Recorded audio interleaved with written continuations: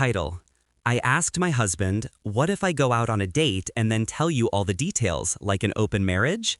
He silently left the room and returned with a suitcase. He said, I booked a room for you. Start: I never expected silence to feel like a blade.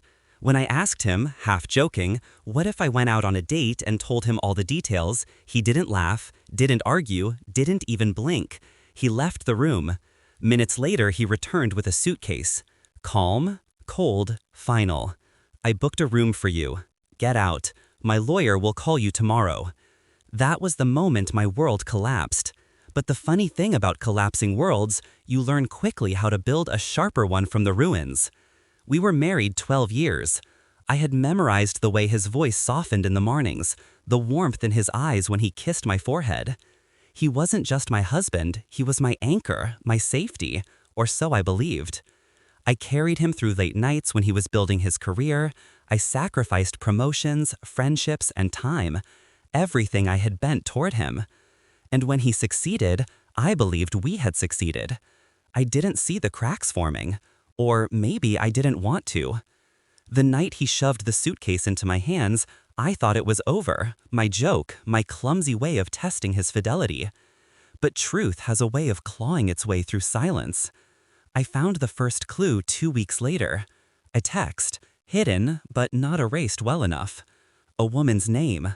Messages dripping with intimacy.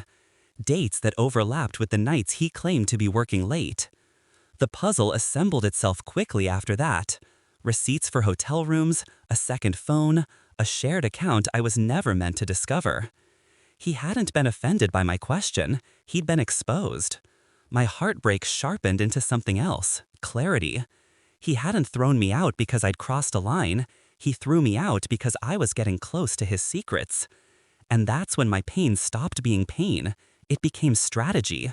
I didn't scream, I didn't confront, I smiled.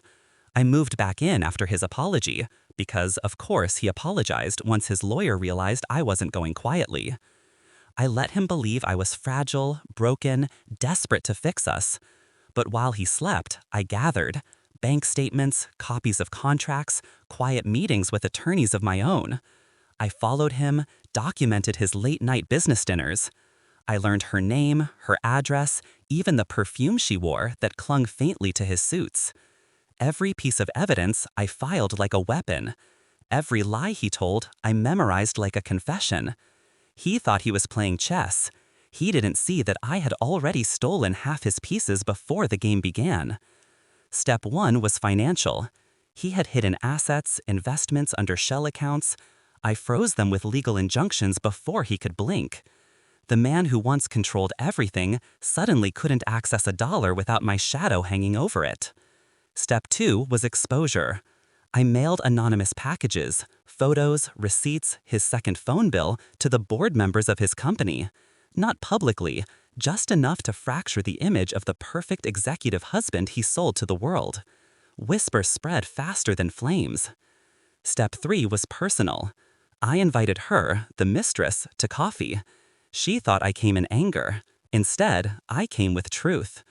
I told her everything, the other women, the accounts she didn't know about, the way he mocked her behind her back. Her face drained of color as she realized she wasn't special. She was disposable. I didn't have to destroy him. I simply pulled back the curtains. And people destroyed themselves once the lights came on. The final act came in court. He walked in confident, suit pressed, smirk ready. He expected me to crumble under the weight of his lawyers.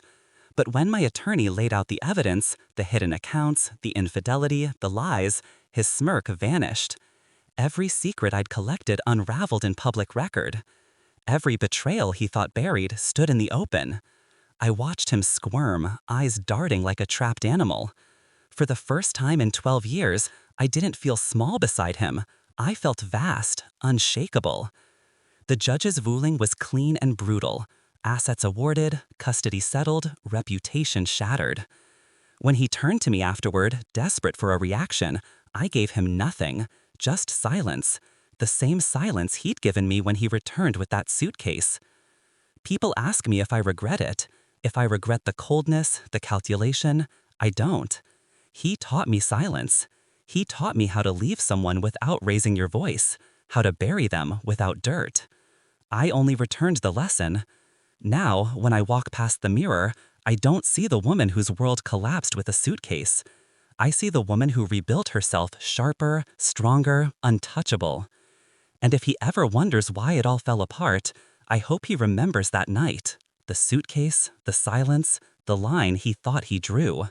He ended the marriage. I ended his world.